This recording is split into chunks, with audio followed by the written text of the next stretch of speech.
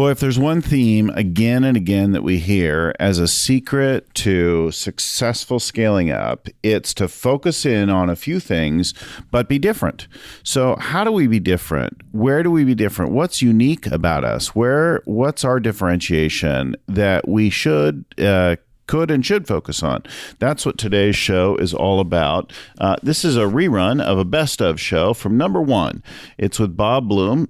He's an authority on customer-centric growth. He's the author of Inside Advantage and the New Experts. He was the chairman of and CEO of Publicis Worldwide and got his start as an entrepreneur, took his company through all stages of growth, working with clients like BMW, L'Oreal, Nestlé, Southwest Airlines, T-Mobile, and so on.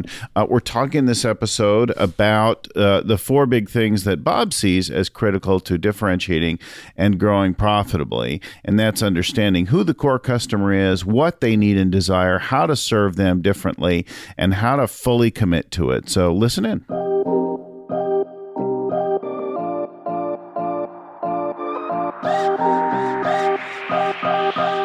In this day and time, if you don't differentiate your brand, your company, your services, you won't make it.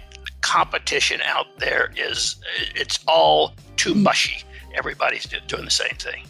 What I really got from the book and have used with my clients, and I guess really all the Gazelles coaches use with our clients, is that this notion that the differentiation, the thing that really makes you special, is already inside the company somewhere. It's with your products, it's with your team, it's with your company, it's with something that you already probably have. It may not be developed yet, but the secret is within you.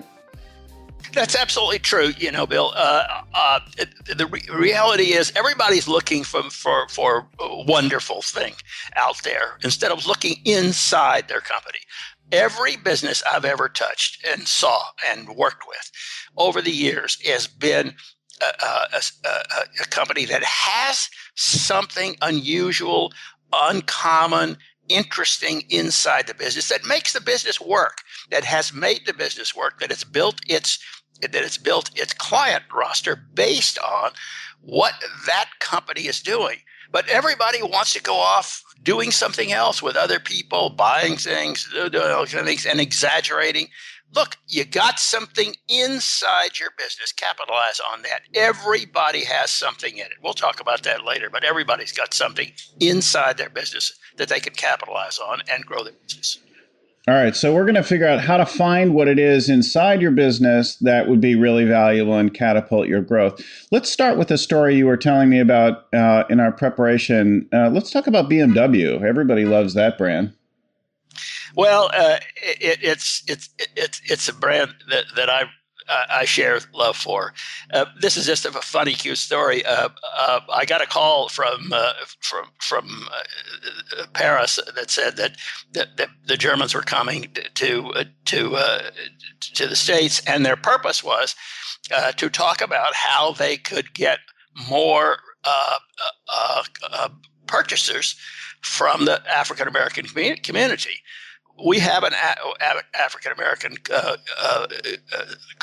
group in Chicago, so they came over and they were going to help us with this thing.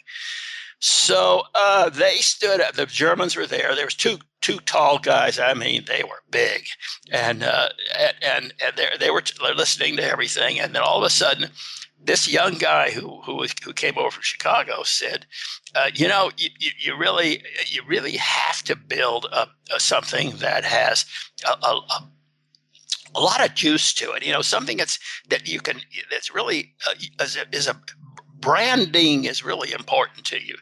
And this German got up and said to him, "Let me explain. We don't sell our cars on how sexy they are. We sell our cars on how they function. Our customers want a car that is great to drive. Thus, the driving machine was the slogan and still is the driving machine. So so he looks over at this kid, and he's trying to say to him, the German guy, yeah, I understand that all, but you really have to have a sexy brand. And this German got up and said to him, we could make the car run more quiet. We could make the car look sexier. Everybody is looking for something to change their company every year and something hot and so forth. We don't want to do that. We want to sell our cars based on one simple premise. And this is the point. One simple premise. And that is that driving is unexcelled. We want everything to the driving machine. So the poor guy from Chicago wilted. I saw him kind of just, shrinking down because he'd just been beat up by this German. And then the German looked at him and he said, if you want to come in the showroom and buy it because it's a sexy car, it's okay too. You could pay. I've always been amused by that. You don't think the Germans have got a lot of humor, so that was really a funny thing. And so that we learned a big lesson there. One thing, focus on one thing. That is the driving machine. So how did that develop? What did you do with that? What did the execution look like? It was an unusual situation in some respects and not unusual in others. First of all, they gave us a fantastic product. Okay. Without that, Bill, you and I and everybody else that's listening and watching and whatever, we can't do anything. They gave us a great product. That product was so superior in one respect, and that is that it was a fantastic car to drive on the Autobahn, on the Autostradas, and so forth. And nothing, everybody can copy that, but nobody said this is the driving machine. So the point of this whole story is that you can stand for something. You must stand for something that's different from other people. If you say, hey, this is a great brand, it's a really sexy brand, you're like everybody else. And what the Germans taught me and us at the agency was, you can't be everything to everybody, but you can be important to one customer, and that is someone who is looking for a driving experience that excels. And so that's one thing that you can stand for. You can't stand for 10 things. You can't stand for 4 things, but you can stand for one thing. That's the message that I'd like to leave you with on this particular story. It's great to think about what that one thing is that we stand for, and and that goes to some of the tools that we use for sure in figuring out what the core customer is, what the brand promise is, and then what all the things are. And I think we'll get into this when we talk about your 4 steps and how do you do it and how do you own it. What are all the things that go into fulfilling on that brand promise? Because you wouldn't go out and call a Yugo a driving experience, right? That's right. Well, it's a certain kind of driving experience. Very true. That's right. Okay, good. So let's look at then why this is important to you, or how you even got into this. Let's talk about your history for a minute and what the thread is of this core work of finding this inside differentiator over the years. Tell us your story. It's kind of an interesting one in a small way. My father was a very strong person, and he was convinced that I should be an engineer. An engineer is the farthest thing from my being. I couldn't. It was 2 years in engineering, and I said I can't do this sort of thing. So I shifted into I want to shift into petroleum,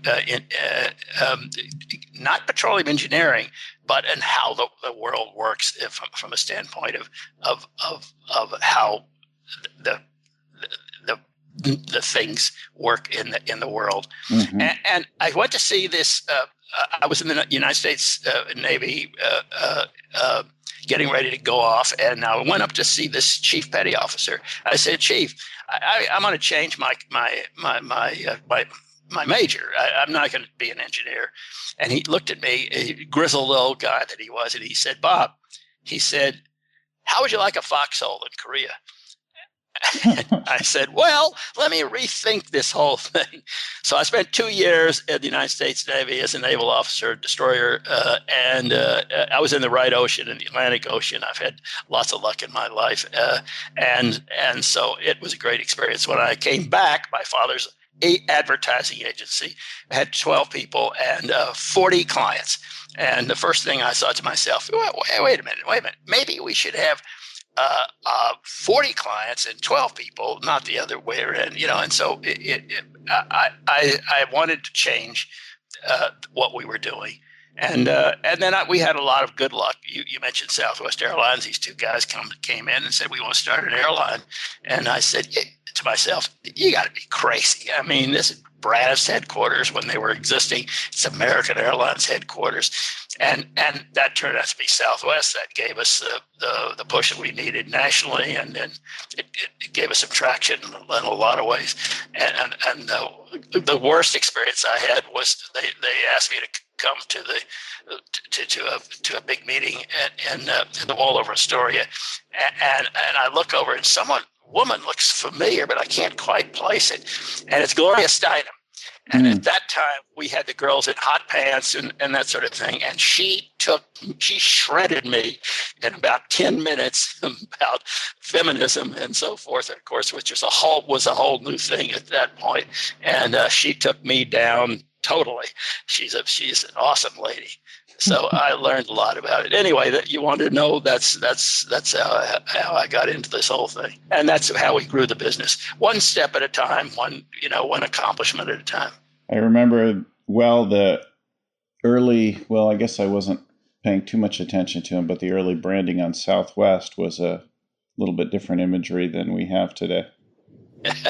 Yes, it was, and that's another story. It'd take too long to tell you, but it was a very interesting experience. One of the most interesting.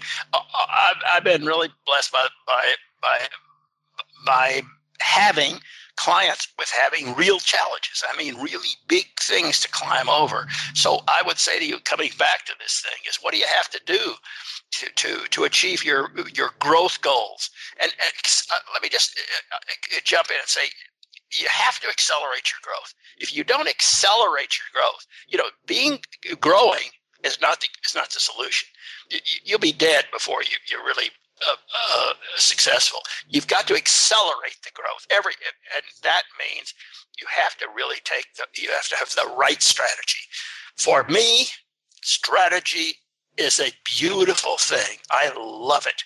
It's really a wonderful, great tool.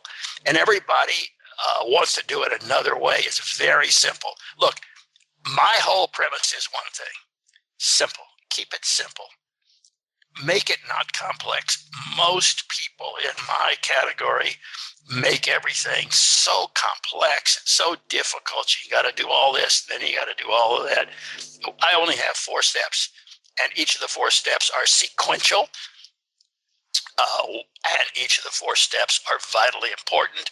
Whether that you like that or don't like it, it is one thing that you can do to accelerate the growth of your company. And it must start with the first element. There are 4 elements. The first element is who.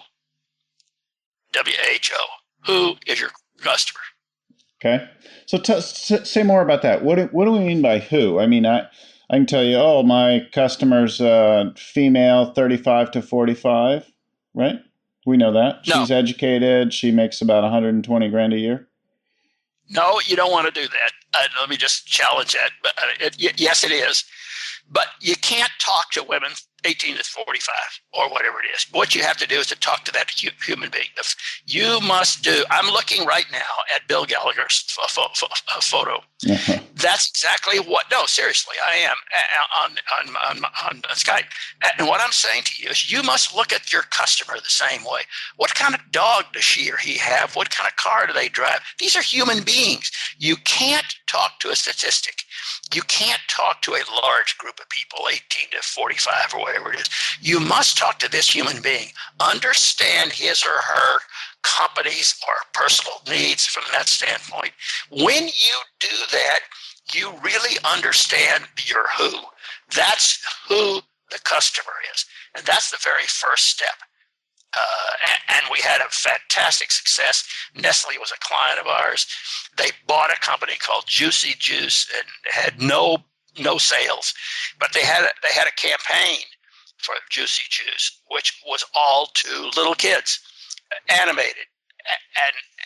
And what was Juicy Juice? We looked at it very carefully. And what was Juicy Juice? It was a 100% juice product. So that's the point. 100% juice. Looked like, smelled like, tasted like others, but it was 100% juice. All kids love something that's sweet, that looks great, that's red, all those kinds of things. But this was 100% juice. So what did we do? We cut out the whole idea of talking to kids. They don't care what they drink from that standpoint.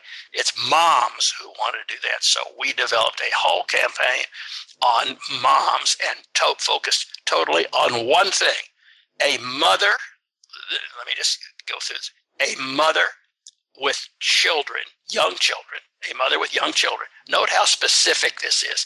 A mother with young children who wants to give her kids a healthy food and drink. So it's very simple, keeping it. What does mom want? What does the driver want? What does he or she want? When you really get inside that person's head and heart, when you really know that and really study it, it's not something that you can do half-hearted. And you got to really know that customer on a personal basis. Here's a suggestion. Just like I'm looking at this picture of Bill Gallagher, look at your customer as if that person was right in the room with you. Talk to him in your head and talk to him or her. And that when you get it, then you really get your who. The who is what the customer wants. And let me tell you what the customer doesn't want. He doesn't want ad people like the rest of us here, maybe perhaps, or what they want is they want something that they need, want, or desire. Well, I think I did something like this with a company I worked with, and we were working on a shift and update in the branding and a change in some of the product strategy, and we knew some of those demographic kinds of characteristics, but we wanted to go deeper. So what we did is we actually found an assortment of those of our core customers, or what we thought were the core customers, and then we sent people out to their homes. We said, hey, can we come meet with you, and so on. And we interviewed them. We talked with them about their experience with the products. We looked then around. What's on their coffee table? What's in their kitchen? What does their closet look like? Are they neat? Are they messy? How are they different from everyone else? And we developed a very clear, vivid picture that our customer was not just like every other customer with this company. And it created a truly differentiated strategy. And it was really simple to say, this company stands for this and not for that. So we had this, like there are other brands, magazines, things like that. We found adjacencies that we could use. We found customer lists. It was a huge strategic insight. Bill, congratulations. I mean, very few people do that. Let me also say, in my system, it's very important. You want no more than 15 words. Yes, I know that's hard. In who? Who is the core customer? You can't go blah, blah, blah, blah. Let me explain to you what the core customer is. Think of an archery or gunnery or whatever you want to do. What's that rich red center right in the middle of that, of all of those circumference around them? What is it? And that's your core customer. Yes, you have to have a lot of other customers, but let me explain. If you don't get the core customer, that person who wants, needs, has to have what you're offering. If you don't grab that person and make him your own, then you can't get all of those other concentric circles around there. That's what you need to do, is go after the core customer in 15 words or less. It's not a word count. If you're 18, if you're 16, or whatever it is, makes no difference. But But you're going for clarity, not a paragraph. You're absolutely right, but you nailed it. I mean, if it's not clear, you can do anything you want to do. Say, yes, well, of course we're doing that. You have to stand for this one thing. Well, fewer words take more time, right? They take more work to get. All right, so let's talk about the what then. What is each one of these? What is what your core customer wants, needs, desires? That's if you don't make these two elements work together. That here's this core customer, you now know him or her, and you have to look inside your business. What is it about your business that core customer wants, needs, desires? Is it a fur coat? Is it is it whatever it is? What is it that customer wants and needs from you? You have to make your what has to be what your core customer wants, needs, desires. Once you do that, they have to link together just like a link fence. So you got a who, that is who is a core customer. What is it that you're going to offer them that's going to be very special? What do you do inside your business? Well, how about an example of this from either maybe a service company or a B2B company? Or Sure. Let's take the B2B company because it's an interesting one. It's an Australian client of mine who's really an interesting guy. And he's in the shipping business. And he was really the business was going through real tough times. So actually I met him at one of Vern's things. So I worked with him for years. And what I said to him was, he said, we really treat our customers well. We do everything for our customers and everything like that. I said, who doesn't say that? Who doesn't say that? Everybody says that. What do you do that's different? And he came up with thoughts, he and his team, that came up with thoughts that I thought were really impressive. And they said, we'll never put your cargo on the top of the ship. We'll never do that because it's going to get damaged, and it's going to, and it might cost you a little more, being truthful, but your cargo is going to get there. It's going to get there on time, and it's going to do it because of the way we work. And he called himself the shipping bloke. Sounds like Australia. Well, he is. And so he developed a whole series. Not me. He did. He got it, and he developed a whole series of a way to communicate with customers about what does the shipping bloke say, and don't do this and do that. And by the way, your rates are going to rise in 6 months and that sort of thing. He would tell them something valuable from that standpoint. Blah blah is easy, but this guy really nailed it. And frankly, it really was not him. Once I kicked them in the butt, then they got into that. But they did it on their own. And he was in fact a great shipping bloke. So it got more specific and real and relevant to them over time. Awesome. All right. So let's move on to the how and the own it. Okay. How is one that's complex to a lot of people, and it shouldn't be. None of these are. Each of them is 3 or 4 words. It's fine. And so you want very few. So you want very few, 15 or less with who, 15 or less with what. Okay, what is it you're going to sell to who? And they got to be linked, just like a puzzle or anything like that. And you get to how, and that how is kind of an odd thing. And that somebody says to you, okay, I hear you. You sound like you're a pretty good guy. You sound like you know what I want. Let me ask you a question. How do I know you're really going to deliver this? How do I really know that it works? whether this is a medicine or whatever it is, how do I know that you're really going to take care of me? What is this guarantee you're talking about? So how you sell what to who, and you can't do that. You can't sell what to who unless you persuade or convince the customer that you're really going to do what you say you're going to do. It doesn't have to be fantastic. It just has to be, this is what we do. And that really links back, if you have time and you want to, back to the one of the other stories that I mentioned to you earlier, and that is this the guy who was in the business of recruiting, and he said to me, "Oh, we do the best job at recruiting." And I said, "Well, let me ask you a question: who doesn't do the best job? Who doesn't say they don't do the best job?" And I encourage this guy who got it, really understood it. They developed a whole system of how we deliver a better employee. And this gets into how a lot. How do I really know that that person's any better than anybody else? Well, here are these 10 things that we do. And they went through these things. To be candid, I can't remember them all, but they went through all these things that they do with these people, including, the usual checks about this and that sort of thing.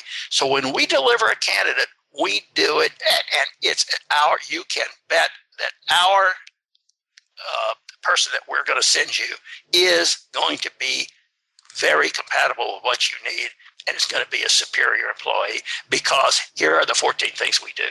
Well, we like to talk about Southwest a lot in the same vein, and how they deliver low fares on a consistent basis and lots of flights is by having things like the same airplane all over the place and loading in a particular way, and using their own reservation systems and not selling through other people and paying those commissions and so on. So I get it. All right, so let's look. We're starting to run out of time, but let's talk about how to own it.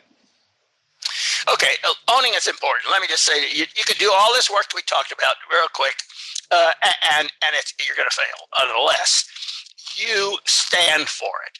You want your brand or company or whatever it is, whatever it is, to stand for this.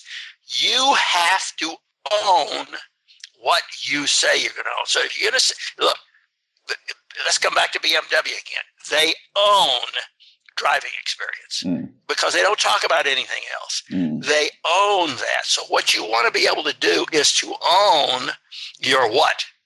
So I really hear commitment own it. Here. Absolutely. Yeah. You got to own that what. And it's got to be yours and yours alone, and 15 words or less, simple, so that everybody knows it. Consistent, committed, clear, like that. So simple. And we all know that it takes a lot of work to get simple. Thanks so much for sharing all that with us. All right. So how about some other resources? Where can people get more information about your Inside Advantage and your latest book? The latest book is called The New Experts, and it's all about the radical change that's happened in buying and selling. When Adam and Eve were there, they knew exactly everything, and they had the power over you because you went up to see them about something, and they could charge you anything they wanted to. Now they can't. The seller is not any longer in control. The buyer is in total control. Why? Because they've got the internet. They know more, and most problems come when someone wants to buy from them and they get called on by somebody who doesn't know what they're doing. It's happened to all of us. I mean, there is no one listening that we don't find somebody across the counter or in a car dealership or whatever it is who really doesn't know what the hell he's talking about. And we know more because of the internet. So this is the New Experts. There are 4 steps to that too. Very important 4 steps. Why? Because it'll tell you how to get 3 things. Repeat customers are the cheapest customers you can get. Don't spend your money on looking out for new people. Get repeat customers. Those are the kinds of things that you have to do. Well, we'll go through the New Experts in our next conversation. and we'll save that. So the Inside Advantage, the new experts, Bob Bloom, bobbloom.biz is the website. And of course, through me or your Gazelle's coach, if you're working with one of our coaches. Thank you, Bob. Thanks for sharing your time and your experience with us today, all the way from Lake Como, Italy. All right, we bring a new show like this every week to you on the Scaling Up Business Podcast. And if you like it, go and subscribe to us either on iTunes or Stitcher, wherever you get your podcasts, or go find us at scalingcoach.com, where we've got articles and tools and tips and free downloads like this and much, much more on all things to do with scaling up. So go find us at scalingcoach.com. I want to give special thanks to our original growth guru, Vern Harnish, and let you know that our show is produced by Crystal Carson, with audio production by Podfly Productions and audio editing by Albert Burge. Our show notes are compiled by Ayn Codina, with proofreading by Tim McGowan. If you got some value out of this show, please share it with somebody else. Pass it along, and go ahead and subscribe to the show so you get something next week. Let us know the parts that you loved by dropping us an email to info@scalingcoach.com. Thanks again for listening, and keep scaling up.